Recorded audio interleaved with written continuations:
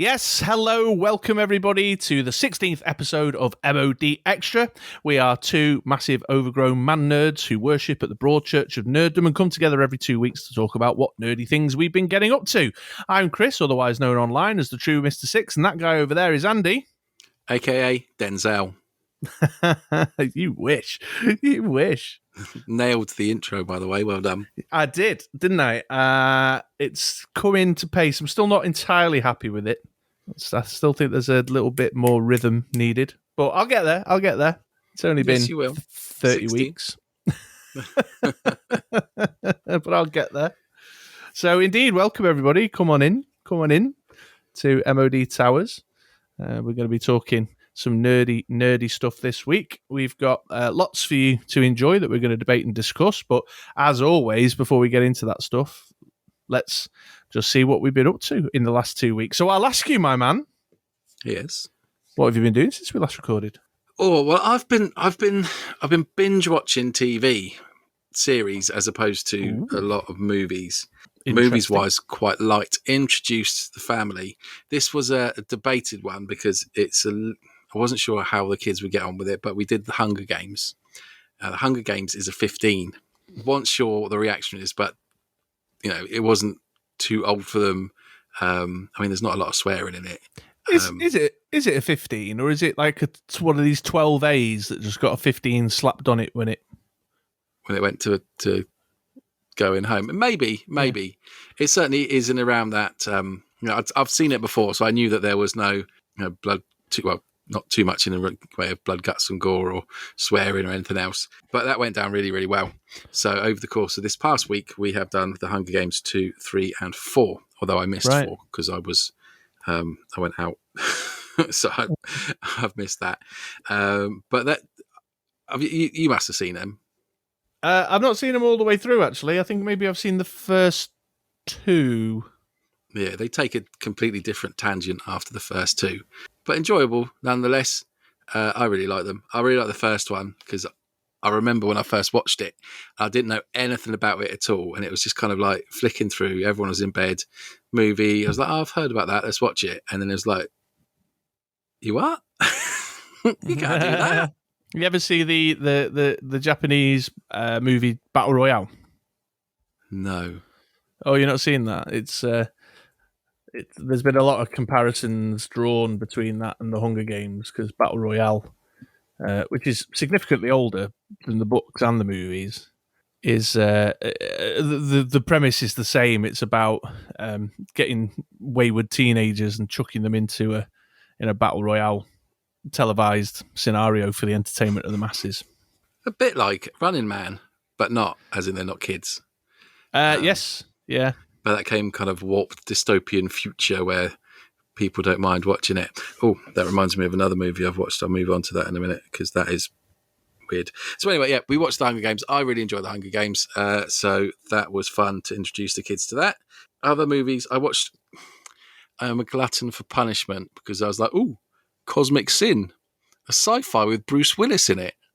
Can't possibly be as bad as Afterlife or whatever it was. I've erased it from memory. It is that bad, that one that I spoke about last time. Mm-hmm. And it wasn't as bad as the one from Netflix that I don't care to look up because it's that bad. But it's not great. I've heard some real bad things about it. Yeah, I mean, in comparison to, I'm going to have to look it up now, the one from Netflix that I watched, I'm thinking it's not called Afterlife because that's the Ricky Gervais comedy that we were talking about before we started. But it ain't great. I just wonder what's going on with Bruce Willis. No, Paychecks, isn't it? Anti-Life, that's the one. Anti-Life, yeah. Oh, look, there's another one, Hard Kill, with him looking old. I wonder if that's any good. I suppose it's sad because I'm a massive fan of Bruce Willis. Yeah, it was another. I'm afraid. Oh, yeah. And there's another film. The last film of my list. It is one that I'd seen the trailer for, and it looked really good. I was going to see when it was come out because I don't think it's a brand new film. It came out, so it's 2018, so it's a couple of years old. It's called Sorry to Bother You. Oh yeah, okay. It's a, I suppose you describe it as a dark comedy. Right. Basically, the background is this guy's in America. It's a not too distant future. He needs a job. He gets a job in a call center on commission only, and he's very good at it. Is Danny Glover in it? Danny Glover does have a very small part in it. Yeah, and it's a bit surreal and a bit out there, I believe. It is. I don't want to spoil it too much, but it's a little bit like, although not. Do you know when you first watched Dusk Till Dawn? Yeah. And it's like a heist movie, and then you're like, vampires? What?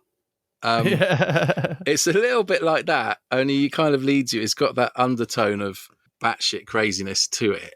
But I thought it was just kind of a bit out there comedy. It's one of those ones, a little bit like we said about Pulp Fiction last week. I'm sure there is going to be a lot of dissertations from media studies students written about that one.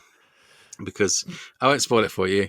It's quite an enjoyable watch. In fact, yeah, I did enjoy it, but it goes a bit off on the end. I wasn't overly keen on the ending, but I really enjoyed the first bit where he becomes good at being a power. You know, he's good at being selling in a call center, and then becomes a power caller, and then from there on, it just gets very strange.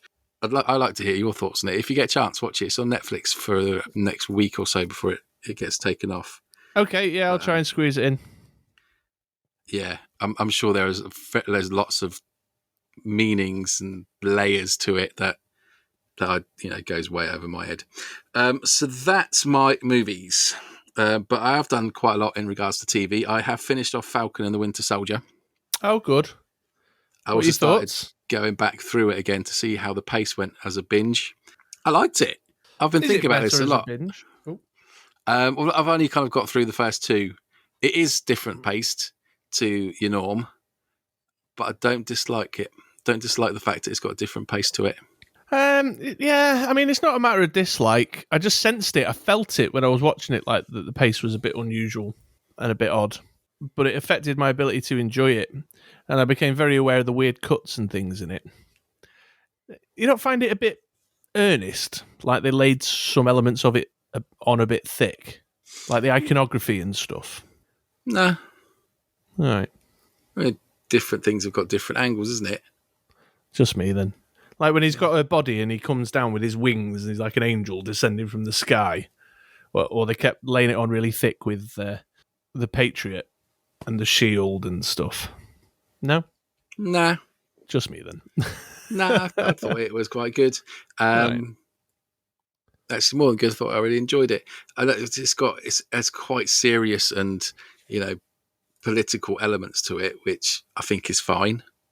I think that the Marvel universe doesn't all have to be the action with a spliff of humor. I think they can change it up a bit with, hopefully, because they'd be doing Deadpool as well now. It's all kind of under the Disney umbrella, isn't it? Doing Deadpool. Yeah. Hopefully they, don't change the formula for that too much. Similar like Ant-Man. Ant-Man's more of a comedy. Certainly the first one. I'd agree with that, yeah. And I wouldn't want them to change it up. I think they can do that. And if they bring out Punisher, I want to see Punisher very much like the Netflix series. Well, that's the rumor. That's knocking around, is that there was a statute of limitations on the cancellation of the Netflix shows before they were allowed to use the characters and the actors again. And the rumor is that they've decided to keep Jessica Jones, Daredevil, Matt Murdock, and John Bernthal's Punisher, but they're canning off the Iron Fist and the Power Man. That's the rumor. See, I like those series, but the Punisher one was one that I proactively wanted to get onto the next one. The other ones were, all right. I did enjoy when they put the Defenders and they had all four of them together. I watched those. I enjoyed the build up and putting all the characters into a storyline together with that. And they're not bad, but I watched them and quite enjoyed them. Whereas the Punisher one was one where I was like, no, I want to put some time aside and actually watch this because it's amazing. Yeah. It's funny that those shows suffer for me under the same problem as the Falcon and the Winter Soldier, that there's a pacing problem sometimes. And the Netflix ones specifically, although a lot of Netflix shows do this, they're a bit saggy. It's like they could be 2 episodes shorter and have a bit less of the filler. Yeah. I found Jessica Jones quite a slog more. I don't know if it's because I didn't know the character or I didn't really like, I didn't have a connection to the character at all. But though that was the one I struggled with the most. Oh, that's interesting. I found Iron Fist really hard to get through. Yeah, I quite like that. Yeah. No, I found it hard to get through. Sometimes, I mean, the Daredevils are really good, but I found there was just a few instances of that plodding a bit slow. Yeah, you could definitely I think it definitely with the first season, it goes on at quite a nice pace. And then there's about 3 or 4 episodes that you didn't need to watch. And then the last one was amazing. It's just like, I remember at the time my mate going, have you got to the end of it yet? And I was like, no, do you know what? I'm not really into it. And he's like, just plow through, mate. Plow through. It's worth it. Yeah. No, I agree. I totally agree with you. Yeah. Cool. So, yeah, Falcon and the Winter Soldier. I am going to go back and binge through it all and see how it compares if you just sit down and watch it in a Zack Snyder-esque. The 4-hour cut. 4 hour long marathon. I got me episode of Mighty Ducks Game Changers in on the Friday, and I just felt annoyed at the end of it because I couldn't watch any more. I have been binging Scrubs, which is now all the seasons available on Disney Plus. Oh wow! Really, I'd forgotten how good that was. Does it still stand up? I know it was sort of good at the time, but does it still stand up now? Yeah, it does to me anyway. There's a certain, and it's very, very, very 90s in mannerisms and hairstyles, clothing and hairstyles, and Brendan Fraser turns up, which so it's definitely the 90s. But in the same respect, they're in, I suppose, where they're in the hospital environment, they're wearing scrubs for a lot of the time. They're dealing with things that haven't really changed that much. It's still funny. Some of the cut scenes, like because of the he thinks and he cuts out and it's something random. That's obviously been done more and more since. So it looks a little bit kind of, it's been done better. But obviously I think that's kind of one of the first times, certainly what I've seen anyway, that comedies have done that. So, but yeah, it definitely stands up, even with the black bars to the left and right of the screen, because it's old school. Yeah. Speaking of those bars, I have also started watching Hell's Kitchen, the season with my son, because that's clearly appropriate. Gordon Ramsay. Gordon Ramsay, yeah. Hell's Kitchen. We've done the first 3 seasons now, and we love it. There's something about Gordon Ramsay destroying some hapless American hillbilly with his words that makes for good telly. Okay. And they find some dumbass people to go on that show, and then he just rips them to shreds. Enjoyed that. More newer stuff. Let's have a look. Paradise PD on Netflix. Oh yeah, it's an animated one, that isn't it? An animated one, and that is not watched with my son because that is completely and utterly wrong to do that, because that's completely 18 plus. It's funny and it's good. Okay. And it's lots of toilet humour. Very lowbrow, very Andy England. I'll have a look at that. I like a good adult orientated cartoon.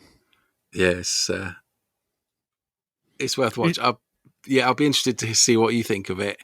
I've watched a couple of Rick and Morty since we spoke about it, and it's that next level. I'd even say it's the next level from South Park. It's totally like next level on from Rick and Morty. Yeah, it's pretty fucked up. Oh, Paradise claims. PD. Bold claims. I've only seen a couple of Rick and Morty's. Not necessarily in quality, but in vulgarity. Oh, okay, sure. Well, I'll check it out. Yeah, I'll check it out. If you like that, though, you should try out the Harley Quinn cartoon as well. Paradise PD is good, but we can't go into too much more detail about that. And also, what I was very excited to see, to finish off with my TV stuff, was that Jupiter's Legacy is out on Netflix. It is, yeah. I watched the first episode. I've done the first 4. Oh.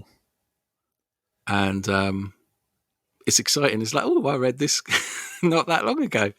Yeah, well, although from what I can gather from what I've watched so far, and again, I'll reiterate just the first episode, they seem to have moved a little bit away from the source material. So it intermingles the main story of the comic, the first collected editions, with probably the first kind of 8 pages, which is about his trip to the island. Yeah. So that is interspersed throughout all of what I've watched so far. So it starts off with him as a superhero, then it just kind of cuts back to him in the 1920s, and that's been the theme throughout all of the ones I've watched so far. I don't know if they're going to bring it to a conclusion before the end of the series, or just keep those as 2 different stories that are kind of plodding along at the same time. They've changed the son as well, haven't they? They've made him a more sympathetic character. Yes, or at least they did in the first episode.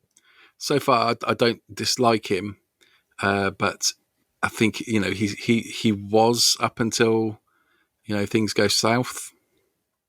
All right, okay. Well, I'll catch up and we could talk about it in more detail when I've caught up. It's not diverted. I had to stop watching it because I couldn't give it my full attention, and I was starting to miss bits. So I was like, no, I don't want to ruin it. So I'll hop back on that for the next. And do you know what the best thing is?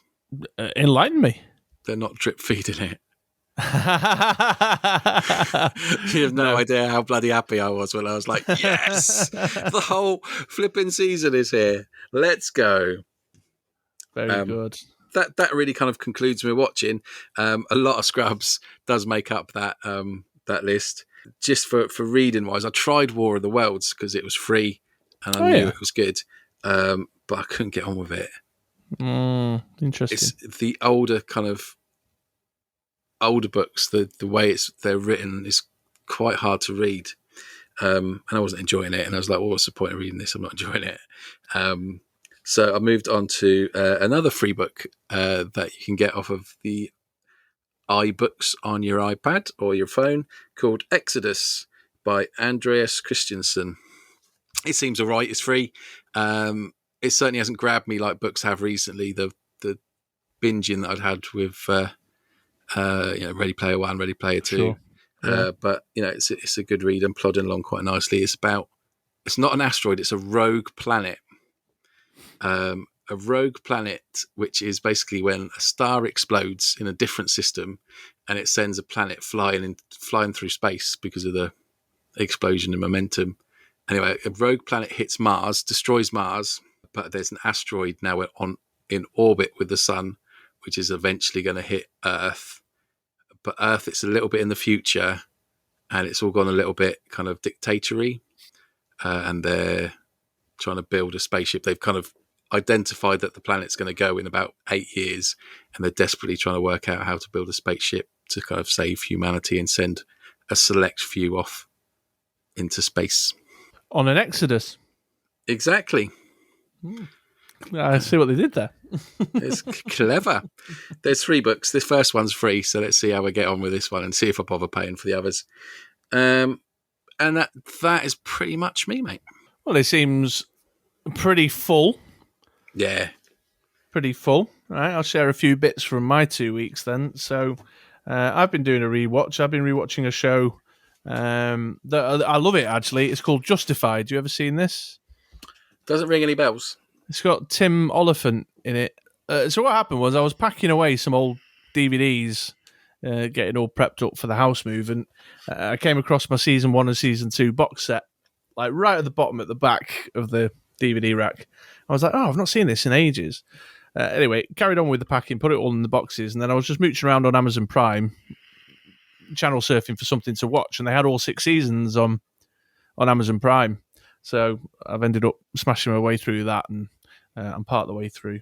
Although I'm not far from the end, but a really good show. It's set in Harlan County in the southern states. He's a U.S. Marshal, fugitive hunter, and just gets in the mix, fighting crime. Nice. But it's got a really good rhythm, really good pace. The action's great. He's a badass. The main character is a real hardcore U.S. Marshal, kind of old school cowboy type. The villains are interesting and layered. It's just a really great show, and I'm enjoying rewatching it. And it's been long enough that I'm rewatching it going, what? I can't remember what happens next. So I'm just distant enough that, it's I'm getting surprises, and some of the twists and turns I'm like, oh yeah, I forgot about that. And it's been a good watch. Really, really well performed, really well put together.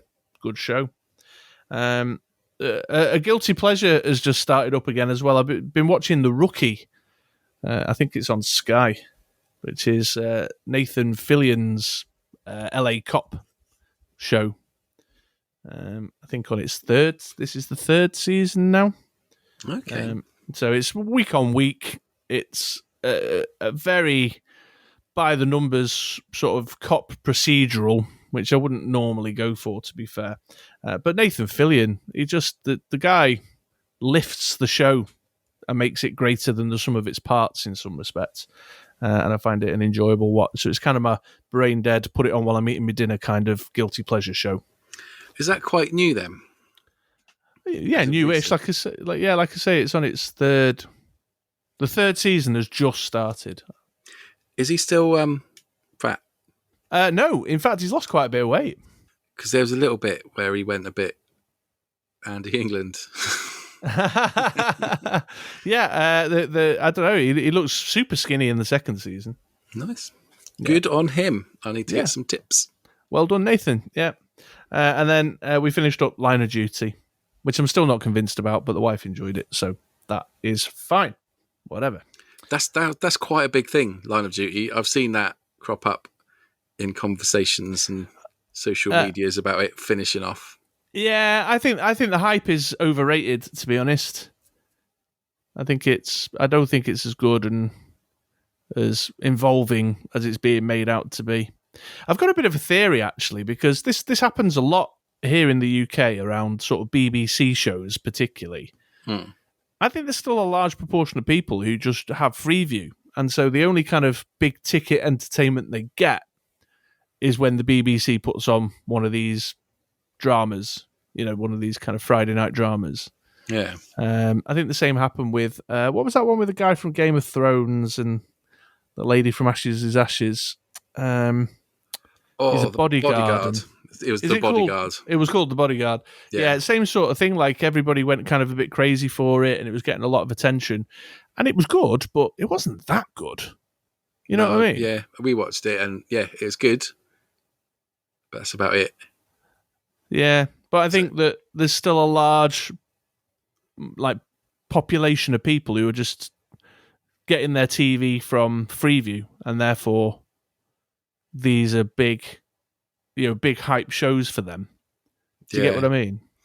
Yeah, I get that. It seems weird with the amount of stuff that we have now got access to. Like I've not watched normal telly. Normal telly is rarely watched because we just stream stuff. Yeah, sure. I'm thinking of folks like my mum and dad. You know what I mean? Yeah. My mum and my in-laws are the same. Yeah. They'll just watch what's on the telly, as opposed to when we went on holiday, right? Ozzy was like, "Oh, it's a novelty," because he was watching Channel 4, and he was like, "There's something I want to watch at 9:00. Can we watch it?" It's very I have to wait till 9:00, and he was quite excited about the fact that he had to wait till 9:00 to watch Lego Masters. And it was like a proper novelty. It's like, well, he doesn't need to though. It's on More 4. It is, yeah. But it was at the time. It was the first one of the series. Oh, right. Okay, got you. Lego Masters US, so it was like the first one. So it was like a big novelty that you had to wait to watch a TV show. It was like, oh, how funny is this? And I was like, that's normal, mate. That's how it used to be, man. Yeah. That's how it used to be. Just give it a month and we'll just binge it. Bless him, indeed. Yeah, well, that's what I think. So I think Line of Duty and some of these shows get perhaps a bit more attention than they deserve. That's a series, though, isn't it? It's had some different series to it. Yeah, it's on its 5th season. The thing is, I said this a couple of episodes ago, I think the underlying mystery, and there's like big holes. There's big holes in the plot. And some of the stuff is contrived. It's put together to make the television moment. But when you actually look under the surface of what's going on, you're like, what is this? What's actually happening here? This is meaningless. Yeah. Do you remember Prime Suspect? That was a big one, wasn't it? Sure. Prime Suspect. It was like, Well, that's what I think, though, is that shows like Line of Duty and The Bodyguard, they're continuing that sort of tradition, aren't they? Like Prime Suspect and Cracker and Frost and Morse, and there's like a BBC. Well, it's not always BBC though, is it? It's like Friday night, Sunday night. Everybody watches water cooler telly. Yeah, that's on your main 4. You know what I mean? There'll be people in the US like, what do you mean main 4? Yeah, because for a long time we had 4 channels. When I grew up, we only had 4 channels. The shit we used to watch, Neighbours. Absolutely, yeah. EastEnd, like I might lose some friends, but EastEnders and Coronation Street. But before we had like Sky or the access, I should say, to additional channels, they were a staple every weekday evening, and then you talk about it at work the next day. And then as soon as we got access to Sky and to better television, we never watched them again. Ever. Because they're shit. I can't stand soaps, man. I'm right there with you. So that's my telly. Then on the movie front, only one film of significance in the last 2 weeks. I watched that new animated movie on Netflix, Mitchells versus the Machines. Oh, okay. As a little kind of family movie session. Yeah, it's pretty decent, actually. It's all right. I mean, it's completely batshit crazy. And utterly out there. It's totally random. You can't flick your brain on too much, but really entertaining for the kids. The animation is outstanding. Nice. I mean, like second to none. It's by the same folks who did the Into the Spider-Verse, the animated Spider-Man movie. Yes, really like that. Yeah, so it's got a really interesting vibe and just really engaging. It's got some classic kind of animated kids movie comedy characters that are funny in the way that they're intended to be. There's a lovely little message at the heart of it about the teenage girl growing up and her relationship with her parents and things. It's it's everything that you'd want really from a Saturday night popcorn movie for the whole family. So I'd recommend that one. Just it's not going to be the critic's choice. You know what I mean? Yeah. Nice. Yeah. Cool. So that, and then the only other thing really to put on the list is on the video gaming front. I've been on the virtual card games again quite a bit the last 2 weeks. The new season update for Hearthstone Battlegrounds has come. Well, Hearthstone in general, but I play the Battlegrounds variant has come out. So I've been dipping my toe into that to see what the new cards are like and how they fare. I'm finding it a bit repetitive, if I'm being honest. The new stuff hasn't invigorated it particularly in a way that I had hoped. Yeah. They've put a new tribe into the Battlegrounds, so there's like a new, a new composition to go for, and some of the strategies are a bit bland, and it's kind of their mechanic is sort of like a variation on an older mechanic that we've seen before, and so it's not really giving me anything to go ooh. So I've been sticking with Legends of Runeterra a bit more, which for a long time really pissed me off, but I've kind of got into a vibe with it at the minute. Cool. You streaming any of it? No. Cool. That's the long and the short of it. I'd love to. Just it's a practical thing. Okay. Because you were getting some people watching you when you were playing it before. Yeah, I played a bit. I did do a bit of Battlegrounds live on stream. It's all to do with timing and who wants what telly in the house at what time and all that. But I could do a bit of streaming on it.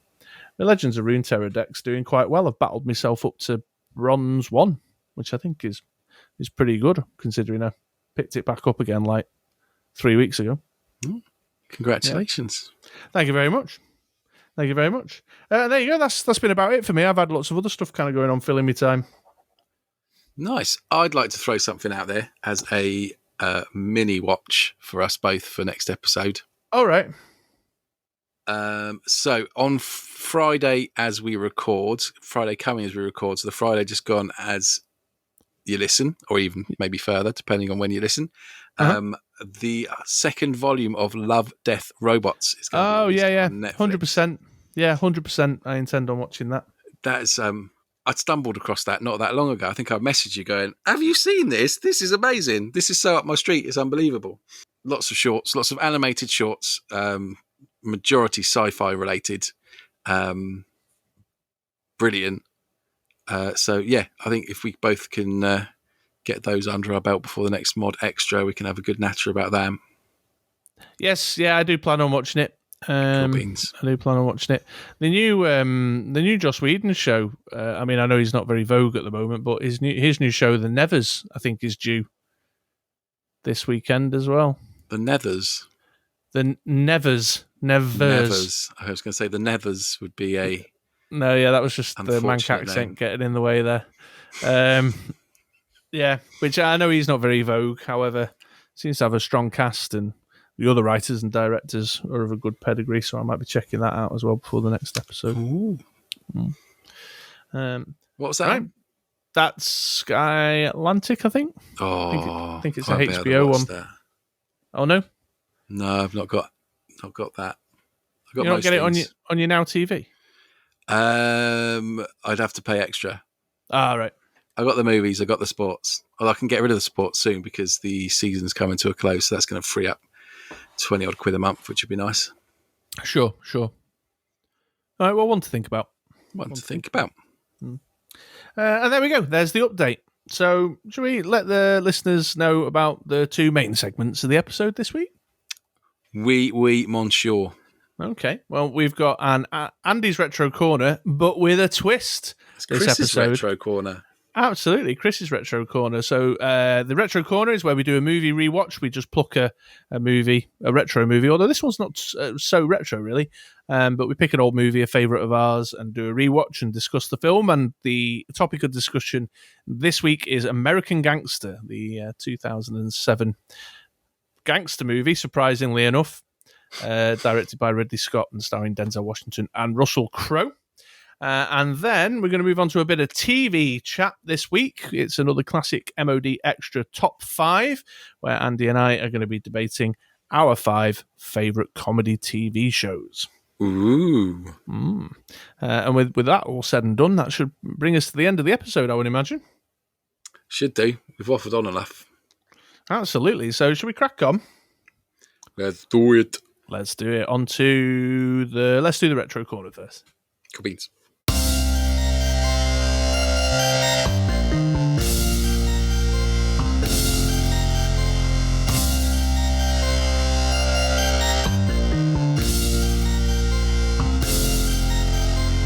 Yes, welcome back then, dear listener, and we're on to Chris's movie Retro Corner today. And as I just mentioned in the intro there, we're talking about American Gangster today.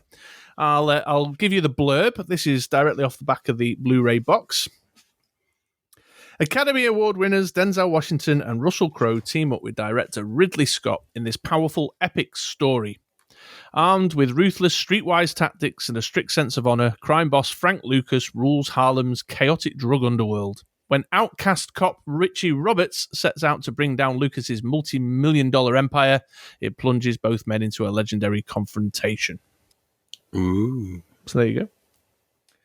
Yeah, so it's certainly one of my faves from more kind of recent movies. Andy, you hadn't seen it before. No, and I'm quite shocked that I've not seen it because it's a classic. It is a classic movie.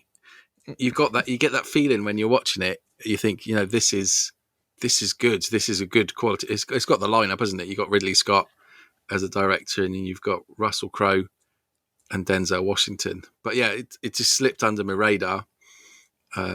it's not the usual cheese that I watch. To be fair,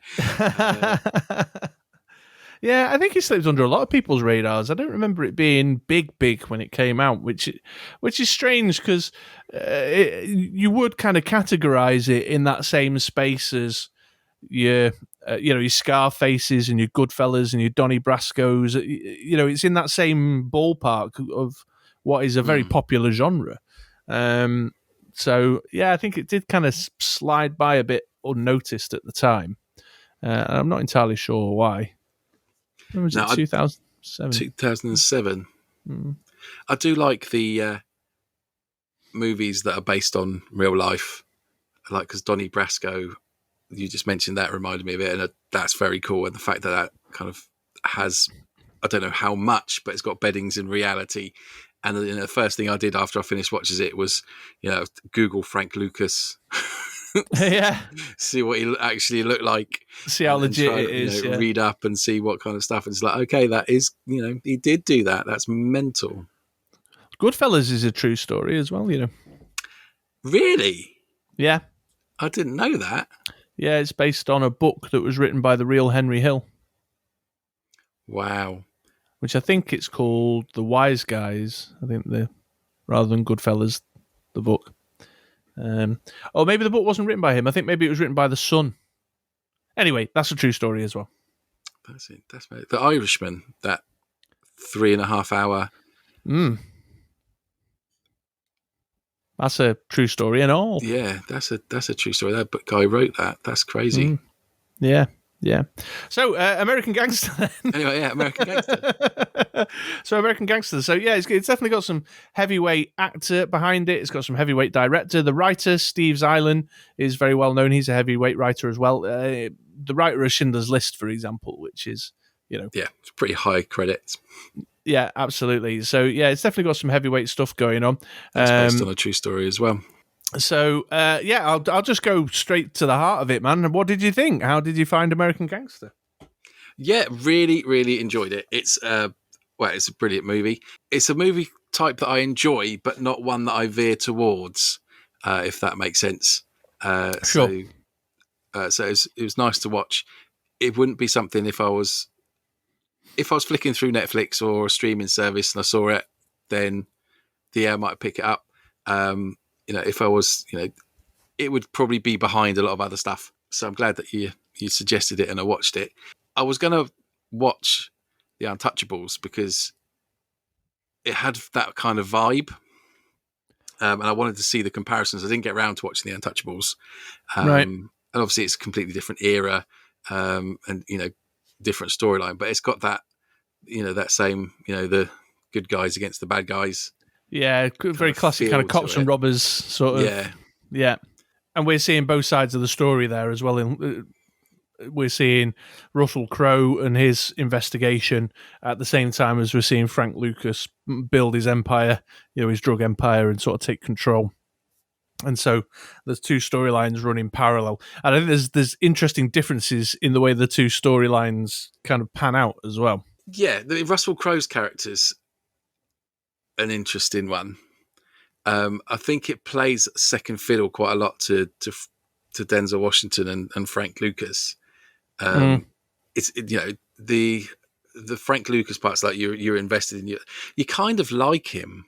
It does hint on heroin kills people and ruins people's lives, and they don't steer away. You do see images of that, but it doesn't linger on it too much.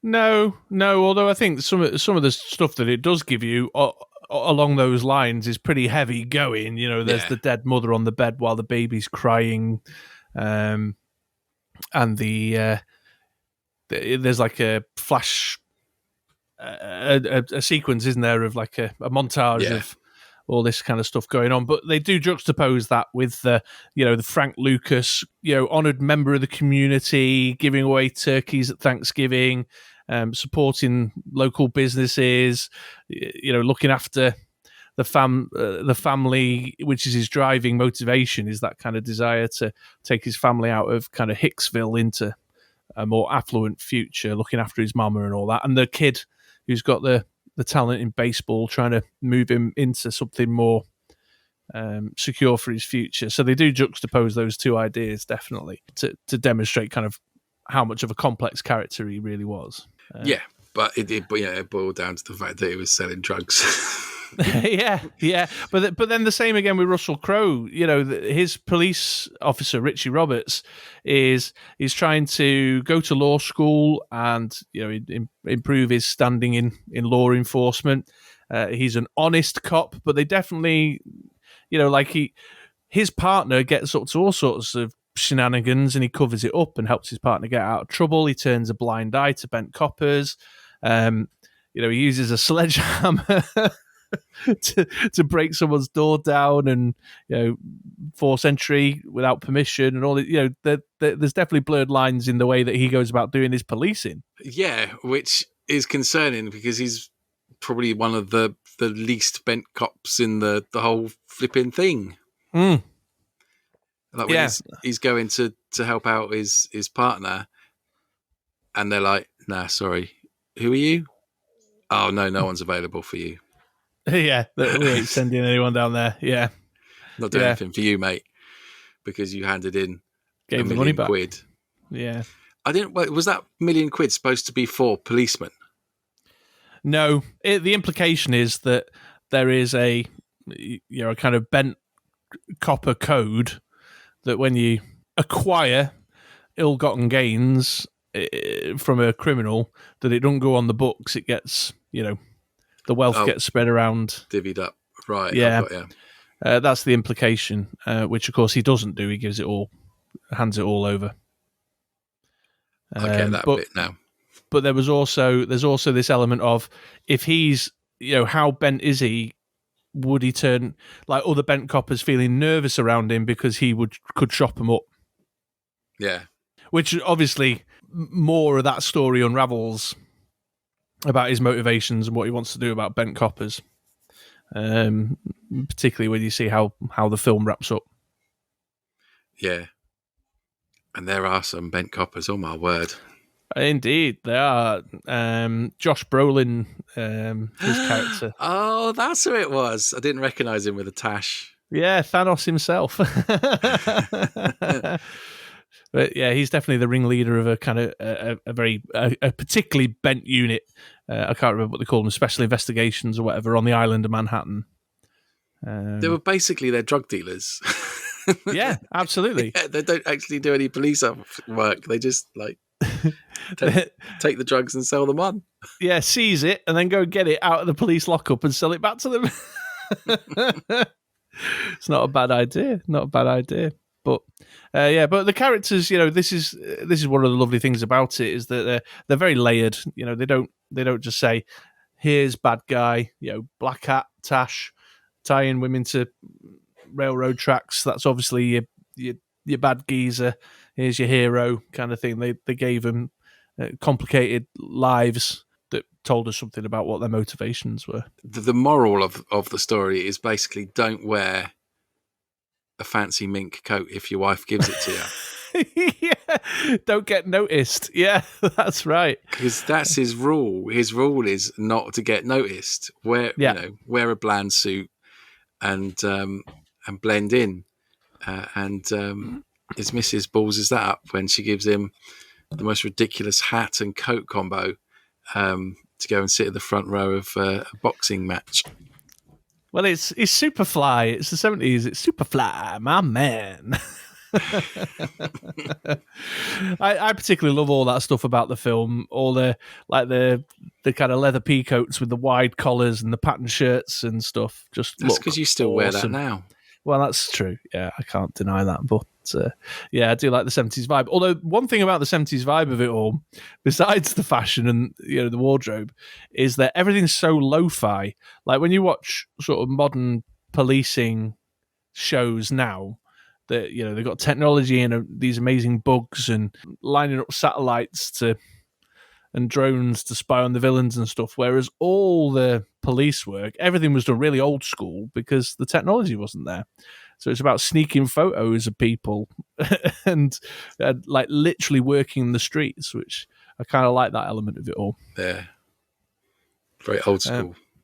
Yeah, and what's particularly interesting about that is the film does a lot of work to show us that, like, Russell Crowe's bumming around in a dirty old shirt with this police squad of guys who are in old kind of like army surplus jackets and stuff, looking worse off than some of the drug addicts that they're following. Just working out the back of an old church because that's all they could afford, and all this kind of stuff. And yet, Denzel Washington and his crew, they're in the best suits. They go into these fancy nightclubs. He's got this amazing apartment. He goes clay pigeon shooting. I love that. Like, the mafia don has got a country house, and he's clay pigeon shooting and stuff. It just plays with your expectations a little bit. Yeah, definitely. Although that's a theme of quite a few movies, isn't it? The baddies with all the money and the poor cops. Yes, yeah, Although absolutely. I can't think of any examples now, but no, but you're right. But I think that's one of the things about American Gangster is that it is a gangster movie by the numbers, really. We're not seeing anything we haven't seen many, many times before, but there's just these subtle added elements that give it a bit of depth and a bit more resonance than some others. Some other kind of gangster film wannabes, the least of which is Denzel Washington and Russell Crowe's performances. Oh, absolutely. I mean, it's gangster movie-wise, it's up there with the likes of Goodfellas, Donnie Brasco. It's up there with that level of gangster movie, without a doubt. And I very much enjoyed the name that bit part of or name that actor in the bit part. Which was great fun. Yeah, loads of people in it. Chiwetel Ejiofor, I'm glad John you Hawkes. said him. Yeah. You had Heimdall. Idris Elba. That's it. Idris Elba. And he gets that's one of your favourite scenes of all time. Yeah, so that scene is fascinating to me. In fact, that's one of the more interesting elements of the film. This was supposed to be Chris's retro corner. I was supposed to be asking you, and I'm doing most of the talking. So please do jump in. But throughout the film, Denzel Washington's character is infrequently violent, but the threat and capability of him being violent is ever present. We open the film with him setting the guy on fire for Bumpy. Yeah. We then have that execution scene in the street with Idris Elba that we're talking about now. There's then the piano when he batters the guy, but that's kind of, I mean, that's not gangster violence. That's just kind of like, stop being a dick. And then there's just a very short snippet where someone says to him, "What did Bumpy teach you?" And there's a little flashback of him opening a door and shooting a guy. And that's it. You don't, it's not like persistent and continuous kind of gangster violence. And that scene's really interesting because it just establishes very firmly that he's not a violent man, but if he needs to be, he will go one step further than anybody else. Yeah, no hesitation, just boom, boom, done. Yeah, absolutely. And it's so cool, and I don't mean cool as in stylish, I mean cool as in just like calculated, detached, like... It's a business decision, isn't it? Absolutely, yeah. Yeah, I like that. That's a good way of putting it. It's a business decision. But he does it at the moment he's got all his brothers and cousins with him having breakfast and sort of setting the scene. And there's just something about that then just sets the tone for what this man is capable of, you know? Yeah, because they've just come up and joined him. So they're not in with, really understanding the whole process of before he's a gangster or whatever else. They've just kind of all moved in. They know that something's obviously up, but that's their first kind of introduction. It's like, welcome to the city. And this is us taking over. Yeah. See, what we do is... Like, what? Yeah. We shoot a man on the street and then we go to a heroin den. That's that's Wednesday. That's Wednesday. Well, yesterday we were having a barbecue talking about my son. He's good at baseball, and now you just walked up and shot this dude in the face. And it's Heimdall as well. Or Luther. Yes. Absolutely, yeah.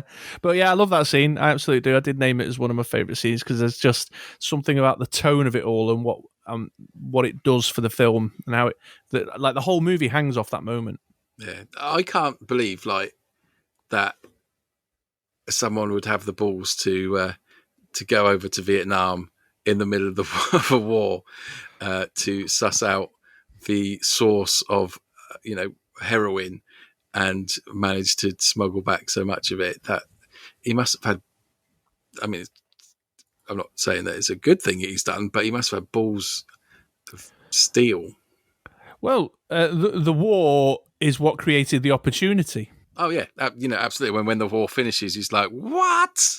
Yeah, What's going on there? It's all over. It's all over. We're done for." It's not like great. It's all over.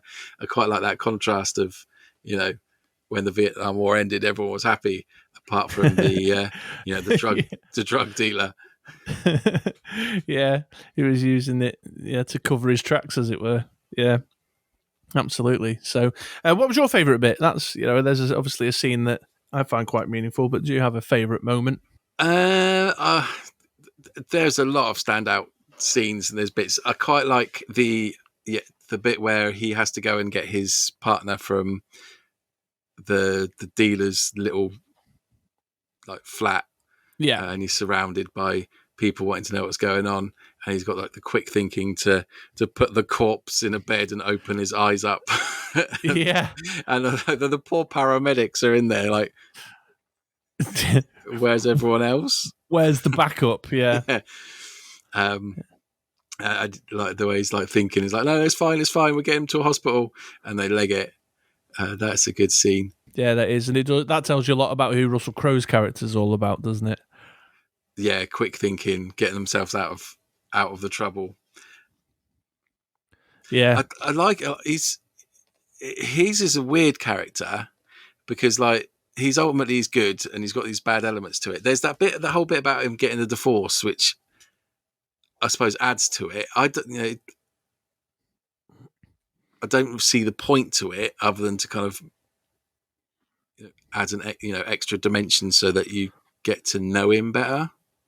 Yeah, I think you're right. I think that's just there to establish that he is a flawed individual too. That nobody here is perfect. There's because the basis of the divorce is that he's a cheat. He cheats on his wife, doesn't he? Yeah, I think repeatedly. By the sounds of it, yeah. And I'll bet she's one of them too. To the lawyer, and she is. Yeah, she is. We saw it. Yeah, and the stewardess leaving when the child services lady comes round. Yeah, I think it's there to demonstrate that he, when he's on the job, he's on the job. He's sharp. He's like, wait a minute, hang on, this guy is important. Look at who he's talking to. Look at what he's wearing. He puts the Frank Lucas story together based on just this instinct that going to the boxing match, he needs to keep an eye on what's happening there. And when he's on the job, he's sharp and he's got his guys working the problem and he's putting stuff on the boards. And he's tough as well. He's street tough too.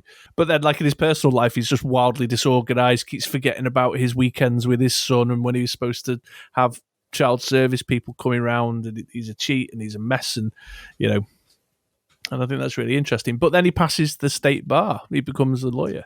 I don't know what it's telling us that actually. No, it's good though. If nothing else, it makes you know the character. It gives you some backstory and depth. Yes, most of the characters do have a semblance of that. Certainly, the two main characters you get to know is their backstories, who they are, and you get a feel for them. And even the smaller characters, there's a roundedness to them. Yeah. Well, I think that's the power of the casting has done that as well, hasn't it? I mean, oh yeah, getting the likes of Chiwetel Ejiofor, I'm clearly pronouncing that incorrectly, and Cuba Gooding Jr. and John Hawkes, and getting really good cast that are A-listers in their own right, playing the secondary roles, the supporting roles. That certainly helps. I mean, Cuba Gooding Jr.'s character is really interesting, isn't he? The flashy cool cocaine guy, yeah, and kind of what best wardrobe ever. Oh, amazing! That shiny paisley jacket that he rocks up with copies of the newspaper that's calling him out as a drug kingpin, handing them out to people. So just a great movie. I love it. I really enjoyed it when I first saw it. 14 years ago now. I can't believe that 2007's 14 years ago. How bizarre is that? Yeah, it is. I think it's got a lot going for it, American Gangster, and I think you're right. Your comments before about it passing under the radar a little bit are true, and it's just got a lot going for it. Did you have any notes or anything further that you wanted to say? No, I think we've covered it. It is a really solid, up there, top class gangster movie. One I am shocked that I've not seen before. I mean, I've seen Goodfellas a number of times. I've seen Donnie Brasco. Love Donnie Brasco. Watched that loads of times as well. Really good. So the fact that I've not seen it, I think is a bit newer than those two. Don't know the dates, so maybe that's why. Yeah, they're 90s. Goodfellas and Donnie Brasco were in the mid 90s.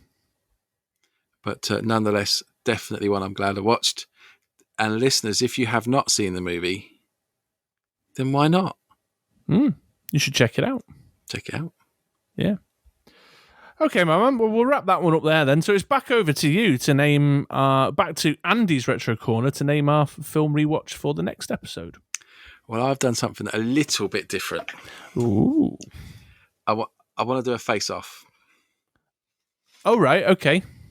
And we've gone quite deep with American Gangster.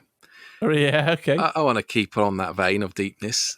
Oh, sure you I'm do. known for my depth and flavour. So there's two movies that I'm going to ask you to watch, and I will also watch, and we are going to pit them in some ways against each other. And surprisingly enough, one of these I haven't seen. Oh, wow. Okay. So we are going to put the Arnie classic Commando right up against the Stallone classic First Blood. Oh, my word. Oh, my days. Which one haven't you seen? First Blood? I've not seen First Blood. You've never seen First Blood? No. Holy crap. I've always been more of an Arnie than a Sylvester Stallone. Yeah, but still, that legit surprises me. It is a surprise. I'm sure there'll be people across the world listening to this fainting, but it is true. So we are going to put those two against each other. Wow. The combined death count of these two movies, I believe, is higher than the rest of every other movie put together combined. Oh my God. Okay, can't wait. We're to conclude which one is better than the other. A compare and contrast. Yeah. Okay. We don't need to we don't need to belittle one for the sake of the other, but we can certainly kind of compare the merits and discuss both. Okie dokie. Masterpieces of cinematic depth and a real thinker for next episode. Roger that. Roger that. Okay, Commando and First Blood then. We'll move on to the next segment. Right, okay, welcome back then, listeners, and it's a classic MOD Extra top 5. Well, a top 10, but we're 5 apiece, and today we're talking about our best television comedies. Thank you. Insert canned laughter. Yeah. Very good. Very good. So we've both been away, selected 5 of our all-time favourite TV comedies each. We're going to rattle through the list and just give a bit of a brief description as to why we think it's so amazing. Would you like to go first, sir, or shall I? I'll go first because I think you went first on the last one. Roger that. Yeah, go ahead. After you, sir. Cool. I'm having a look at my list now. It's quite... Oh, we'll see how it pans out with what you're looking at. But my number 5 is The Big Bang Theory. Oh, that's a controversial one. Why? There's a lot of people who really don't like that show. What? Really? Google it. Yeah, Google it. Great comedy, funny characters. It really made us nerds into something, special. Although I'm not very clever. I do like sci-fi and comics, but I'm not very clever. I like it. I've banged through all the series. A lot of what's on my list is stuff that I kind of wanted to watch, but never did. And then Netflix had them all. So I just went, proper, belly flop straight into all of them. I don't think there's much more to say. Great series, great characters, really funny. It's got Will Wheaton in it. What more can you ask for? Wheaton! Do you like it? What, Big Bang Theory? Yeah. Yeah, I like it well enough. I haven't finished it. I think I'm, sort of lost my way with it a few seasons back. I haven't wrapped it up. It's done now. It's all done and dusted, isn't it? It is. To be fair, I'm the same. I watched them up to a point when it was up there on Netflix. I haven't seen all of the last season or maybe two, which is why it's number 5 on my list. But Fair enough. nonetheless, I did watch like a lot of seasons back to back and did enjoy them. Yeah. I mean, obviously, like yourself, I get a lot of the the comic book references, the role-playing games, the computer game, video game stuff. It all resonates with me. I get them. I understand it, which just possibly gives it an extra layer, Or when Brent Spiner turns up for a guest appearance, I'm like, oh, it's Data from Star. It's yeah. So that works for me. I'm shocked to hear that people don't like it. Google it, man. Google it. In fact, there's a whole school of thought that says it doesn't make nerd culture cool. It actually takes the piss out of nerd culture, and it's nerd shaming. Oh, let's not go down that. It's definitely not. Yeah, I mean, I don't particularly agree with that point of view myself. However, it's a controversial choice. I think it's one of those that's like it's cool to not like. Yeah, maybe. I think with the number of series that were made and the amount of money the cast made out of it, there was more people that liked it than didn't. Yeah, absolutely. Yeah. Who cares about those naysayers anyway? The only negative criticism that you should be paying attention to, listeners, is me. And sometimes me. Yeah, absolutely, yeah. Okay, great number 5. Thank you very much. In my 5th space, I am putting the classic British comedy Blackadder. Oh, amazing. We have definitely gone down different paths when we were looking at our list, which is good. Yeah, I really love this show. I grew up on it. It was on in the 80s. I was probably a bit young. It would have been repeats that I caught a little bit later down the line, I suspect. But it was kind of a show that I'd sit and watch with my dad. It'd be a bit guilty, like, yeah, come and watch this. It's got some humour that you shouldn't be seeing, but it's cool. So I've got fond memories of it from that point of view. But Rowan Atkinson and the character of Baldrick and Stephen Fry, and they're just amazing. They're just really great comedy talents. The jokes are really, really funny. It's written really well. It's cleverly tied together. I love how they come back to these kind of punchlines. Like a thing set up at the beginning of an episode comes to a punchline at the end of an episode, and I'm just like, that's so brilliant how they've tied that together. I laugh every time I watch it. I've even got the book of the scripts, and I laugh when I read the script. I just really, really love Blackadder. Do you have a favourite series or era? Yeah, I like Goes Forth particularly. Nice. Yeah, I Goes Forth. Like the Elizabethan one, which I think is the second. Yes. Yeah, that made me chuckle. I think that was the first ones that I saw, which is probably why I like them the best. Sure. Yeah, but they're just really awesome. Just really awesome. So there's my number 5, Blackadder. Nice. Yeah. Brilliant choice. I like how Baldrick gets stupider as the series goes on. And the first ones, he's actually pretty like spot on, and then by the 4th one, he's just complete dinno. Anyway, my number 4, I've already mentioned it. Scrubs.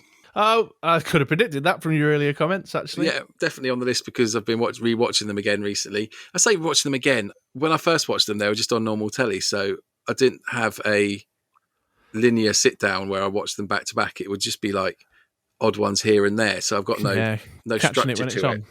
Yeah, so it's quite interesting watching them kind of progress through and the relationship that JD has with Doris Elliot. Yeah. I thought you were going to say Dr. Cox. And and Dr. Cox in with the mix as well, and seeing it progress is quite cool because it's different from before. It was just like, oh, look, there's that on. Let's watch it. Oh, that's funny. Almost throwaway episodes. So it's quite cool to see that progression. It stands up for me, definitely. I've talked about it earlier on, so I won't go waffle on too much. But at this moment in time, as I'm starting to binge through, I think I'm heading to the end of season 2. Enjoying it. It's definitely up there. So many just little throwaway comments that I think I still use, like in if not out loud, certainly in my head. Cool. That's our number 4. Dr. Cox really is a very special comic creation. That was brilliant. Just the performance is just something else. I can't imagine another actor being able to do it that well. No, for 100%. Yeah, 100%. And super deep. Like, he's horrible to people, but he hates himself. Yes. And it's just like, and I really like the way that they make it funny, but it's in a hospital and there's like serious. You can't avoid the serious elements of the fact that they're in a hospital, they're treating people, some people are going to die, and how that all works and intermingles. Yeah, it's really good. Very good. There's your number 4. Excellent. Okay, on to my number 4 then. And you'll probably start to see a bit of a trend in mine forming. I'm going for Alan Partridge, but specifically the I'm Alan Partridge series, the sitcom that was from the late 90s. Wow. Yeah. I find it really hard to watch, actually. Coming back to some of our comments earlier, like proper sort of bite your knuckle comedy sometimes, like, no, he did he just, kind of watching through your fingers at the horror, but it's not gory horror, it's just like cringe. Yeah, he's just such a horrific character. But that particular season, that particular incarnation of Alan Partridge, where he's the Radio Norwich DJ and he's living in the hotel and he's got his assistant coming to see him, it's just brilliant. And the Geordie Porter who gets sort of wrapped up into his weird little schemes, and just brilliant. And possibly the height of Alan Partridge, I would say. Although I like the film a lot as well. I'll admit that I don't think I've seen it. Oh, okay. Well, there you go. And bobs, but I've not actually ever watched it. Yeah, just really good, but very cringy. You have to be prepared for the like, oh shit, did he just no? Like when he puts his foot in his mouth. When you want to get up and leave the room and make a cup of tea or hide behind a pillow. Yeah, absolutely. You're just embarrassed for him, which I find a struggle, but that season was just so perfectly well put together. And Steve Coogan, brings the character to life so incredibly well. So there you go. That's my number 4. I'm Alan Partridge. Nice. Aha! Number 3 for me is How I Met Your Mother. Did you know they're doing a spin-off? Are they? Yeah, it's called How I Met Your Father. Ooh. And it's Hilary Duff, I think, is going to be playing the kind of Ted-style character, I believe. Little known fact for you and the listeners there. Yeah. I liked it. Again, it was something that I think it came up as a suggestion because I was watching The Big Bang Theory.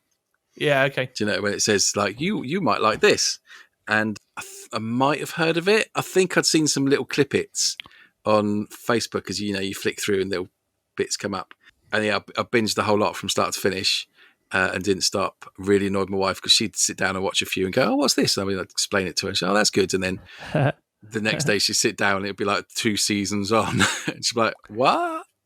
I don't get it. He's with what? What's going on?" But I really liked it. I definitely still say legendary on a daily basis, as well as true story, which has been ingrained into my story. I also like it was written by someone of my era.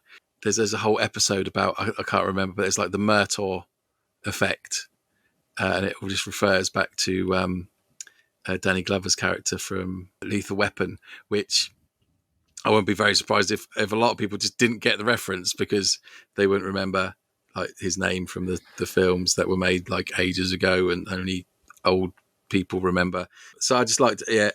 Really good. It's quite kind of family friendly. Like you could watch it on during the day. I don't think there'd be anything that the kids wouldn't be able to watch. Really? Barney gets up to some shenanigans. He chats up girls, but he's really rather promiscuous, my good man. Yeah, but he also likes laser tag. Absolutely. It's Carter Bays. Carter Bays is the creator. He's quite a famous comedy writer. Is he? I really like it. I like Barney's character probably the best. There's one where they just do like a musical style number about suits, which is very cool. Suit up. Yeah, it's a powerhouse cast. MPH and Josh Radnor and Alison Hannigan, Jason Segel. Yeah. Or the Kobe guy, Smulders. Ted is like not that famous. Yeah, Is he? he is. It's just he's not in stuff that we would have seen. Right. He's definitely like the main. It's like the main character is the one that I never recognised. Yeah, who is this guy? Yeah, and everyone else around him is really super famous.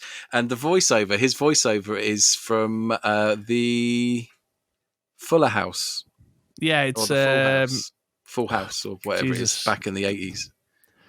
The guy's name's just completely escaped me, but he's super famous. Yeah, he's really famous. Give me a minute, it'll come to me. No, it's not coming to me. No. But anyway, How I Met Your Mother. Big thumbs up from me. Very good, very good. Okay, well, on to my number 3 then. And it's another kind of British classic, at least in my opinion. It's Spaced. Oh, no reaction at all from Andy there. I wanted to like Spaced. It's Bob Saget. It's Bob Saget. It just came to me. Good work. I've watched the first few episodes.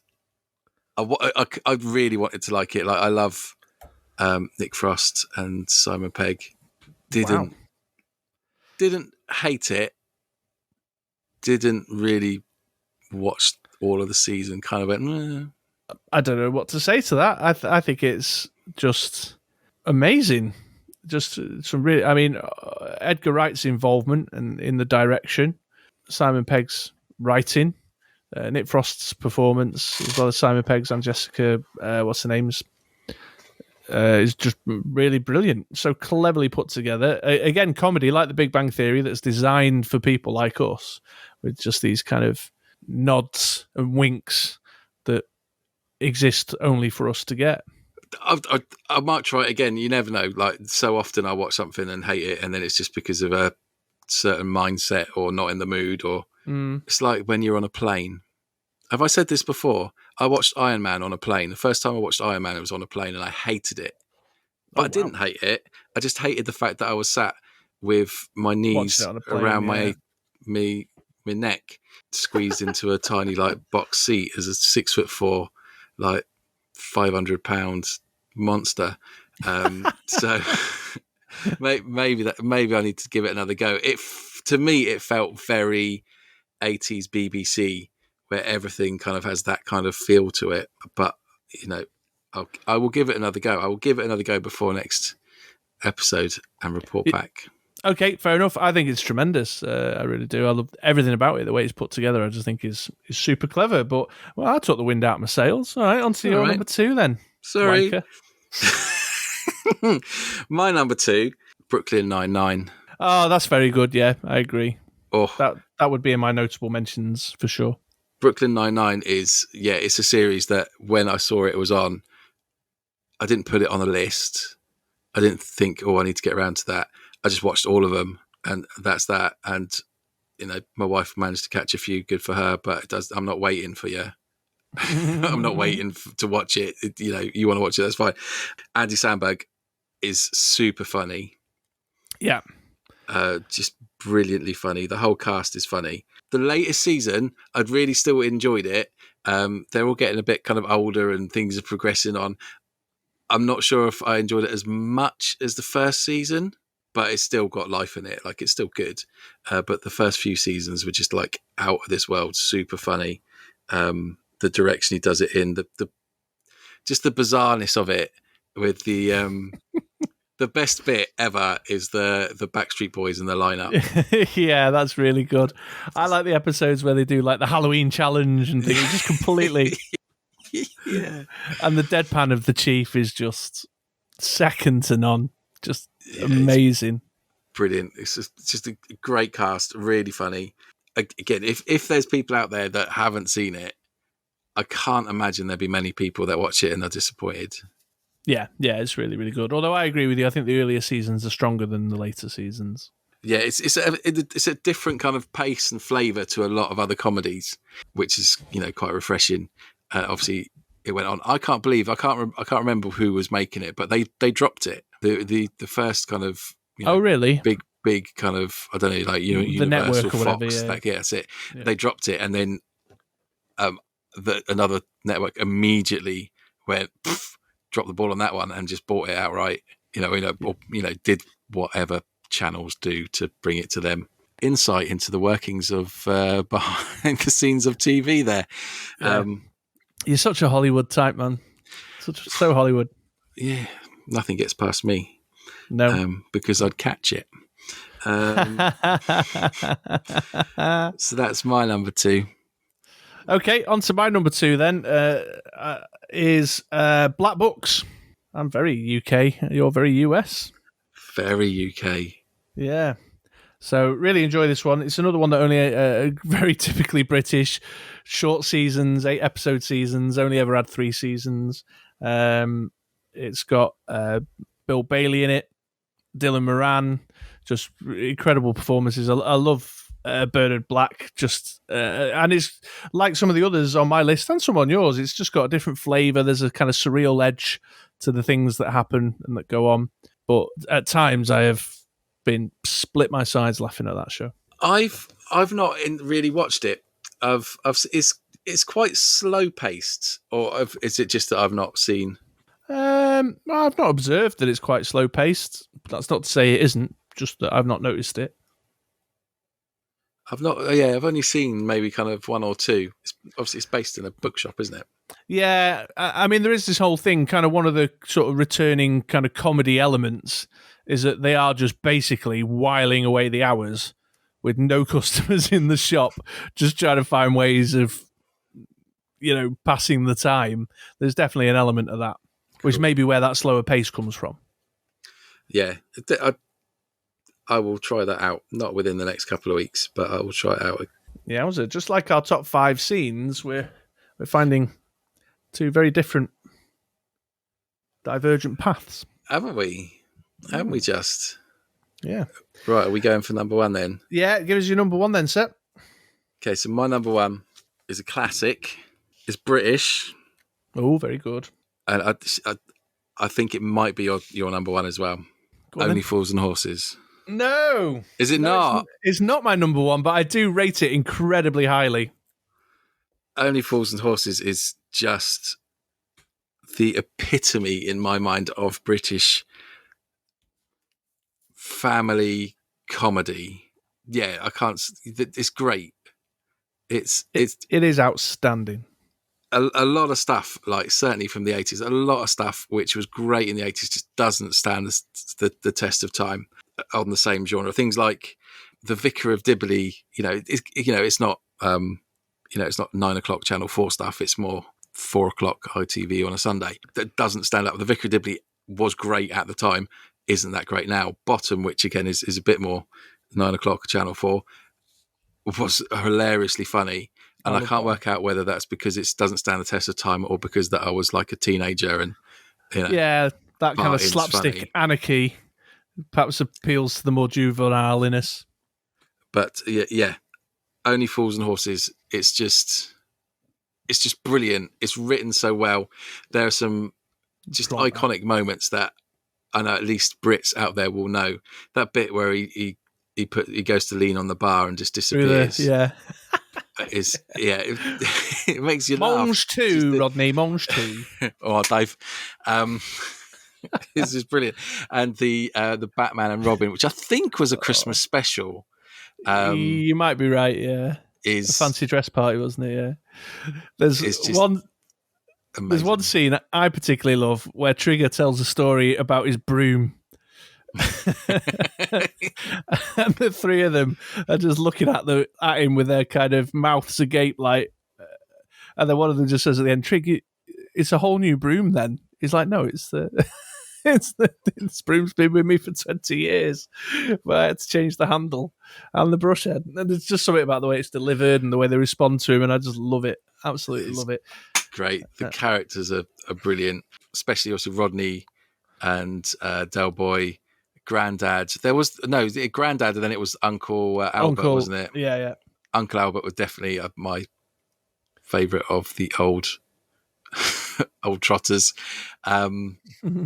Boise and Trigger. So that is my number 1. Now I'm very excited. If I tell you what your number 1 is. Yeah, I mean, Only Fools and Horses is a great choice and absolutely should be on our top 10 list. But I've chosen something because of its like personal significance to me. My number 1 is the 90s classic comedy that is Red Dwarf. Another excellent choice. Yeah, there's just many reasons.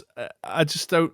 Nobody has done science fiction comedy quite the same way as Grant and Naylor have done it with Red Dwarf. It's just brilliant, and how they've managed to do as much as they did do with the kind of budget that they had was mind blowing. But that's kind of a hindsight thing.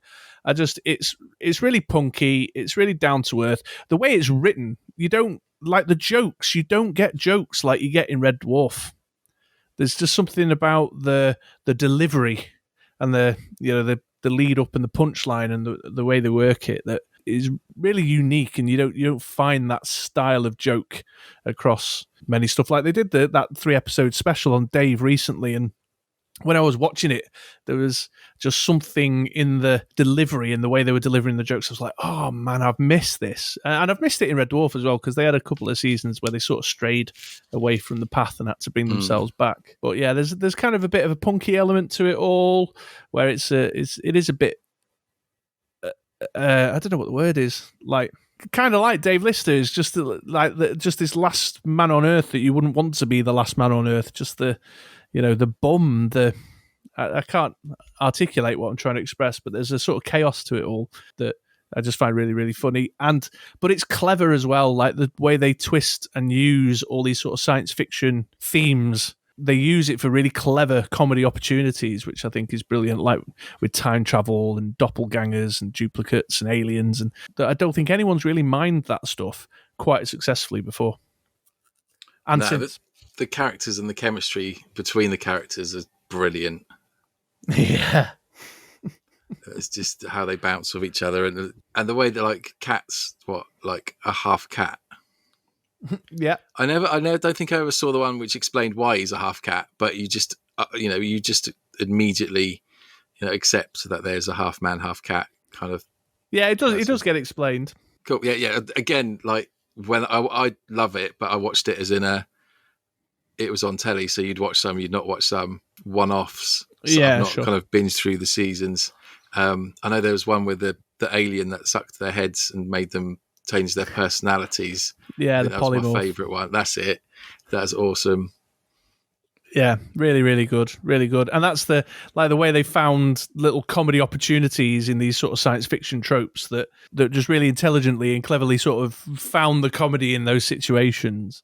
Whereas up until then, I think these things were taken really, really seriously. So yeah, you're right. Great characters, and it has just been that small cast.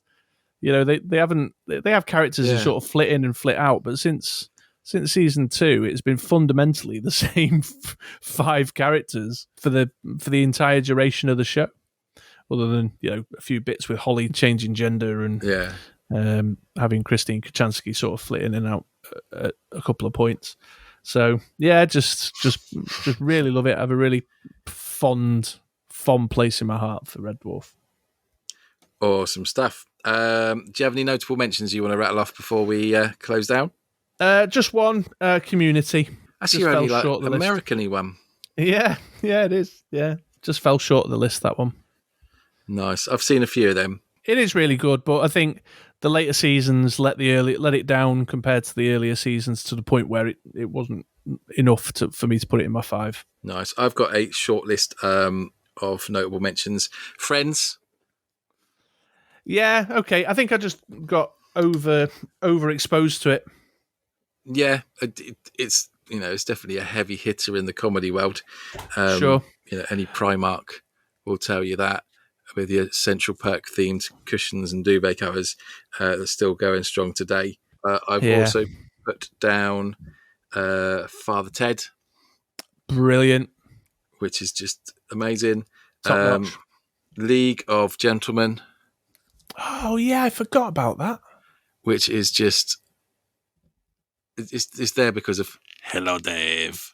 Oh, it is really good. I super liked the League of Gentlemen. I've even seen them fucking live. Have you? Surreal as you like. How did I forget that? And lastly, on my little short list of notable mentions is the In-Betweeners. Oh yeah, not quite my pace, that one. No, very much mine. I really like it. It's definitely the cringe factor that Alan Partridge, where you know, like, oh, I'm just going to go and make a cup of tea, love, just because I can't. I'm just too embarrassed. I just something terrible is going to happen, and inevitably it does. But yeah, that's my little short list of notable mentions. There we go. Okay, well, thank you very much, my man. So we'll throw it out to the listeners. Please do comment in the comment section below. If undoubtedly there are incredible, hugely popular comedies that haven't made our list, but I'm sure are on your list. I'd be very surprised if there's not Arrested Development fans or Parks and Recreation fans out there who will have a few words to say to us about excluding them from the list. So Curb Your Enthusiasm is another one that springs to mind. 30 Rock, all hugely popular sitcoms. Frasier, Cheers. Frasier, bloody hell. You know, it was tough. It was tough narrowing down the list, but please do let us know what your faves are in the comments below. But we'll wrap that one up there and move to the outro now. Well, there we go then, folks. As all things must, this episode of ModXtra has come to an end. We hope you enjoyed listening as much as we enjoyed recording it. And we did. Absolutely. Don't forget that it is a twofer on the Retro Corner next episode. We're doing Commando and First Blood, a compare and contrast to these two 80s action classics with epic body counts. We haven't really decided what our next segment's going to be. We're still steering clear of the comic book stuff for a little while longer yet, so we'll get something sussed out by the time we get the episode set and ready to go. But please do fire suggestions into the suggestion box if you've got anything you'd like us to consider. Please do. And Love, Death and Robots. We'll be watching that and having a overview of that. So if you want to watch that as well, that'd be cool. Pick out your best one. I'll be interested because they're all different and they're all, if they're anything like the first season, they're all completely different. So let us know what your fave is and we'll let you know. Absolutely.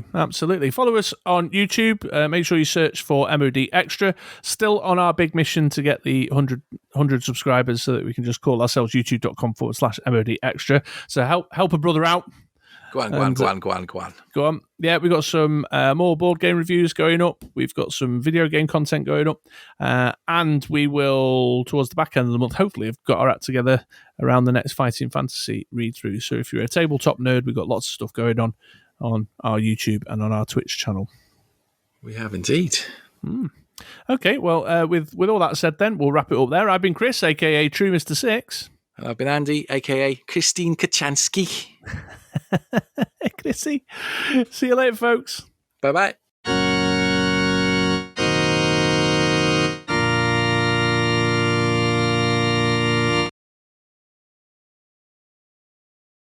Samuel L. is not there. No, but Denzel is, and Denzel's worth 2 Samuel L's. Come on. You can't take a Sharpie and take a breath out of that.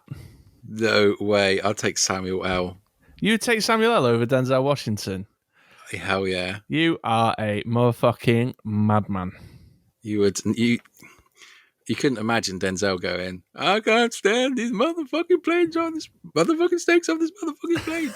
I nearly said planes on snakes then. Planes on snakes. That's because Denzel would never do snakes on a plane.